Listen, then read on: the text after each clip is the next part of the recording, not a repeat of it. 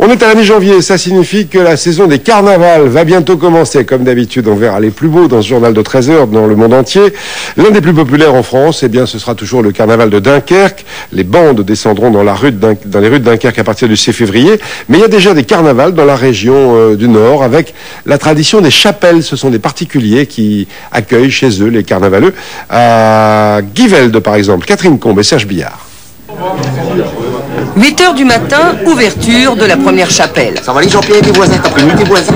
Ne croyez pas que ce point de ravitaillement soit inutile de si bonne heure.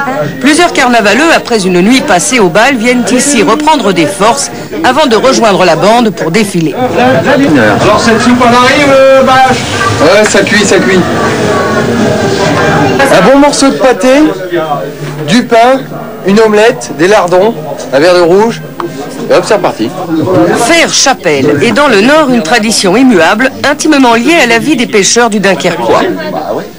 Les pêcheurs, quand ils partaient en Islande, ils tapaient aux portes et ne disaient pas on vient boire un verre, on vient faire une prière, dans la corrélation entre la prière et la chapelle. Voilà. Quant à ceux qui organisent les chapelles, ils savent à quoi s'attendre. La veille, on vide la maison, on prépare, on va faire les courses et le lendemain, on nettoie la maison. Voilà, c'est tout. Pendant que les carnavaleux quittent la première chapelle pour en rejoindre illico une autre, non loin de là, un groupe d'amis s'adonne au piquant plaisir de la soupe. La soupe à l'oignon, une valeur sûre dans cette chapelle qui reçoit les carnavaleux pour la 7e année consécutive.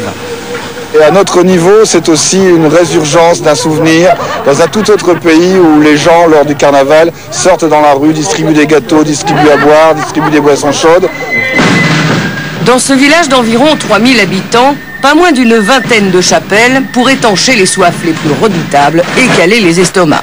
Car il faut bien le reconnaître, les carnavaleux dépensent une telle énergie en défilant que cela justifie pleinement l'existence plus que centenaire des chapelles de carnaval. C'est toujours aussi sympa à regarder.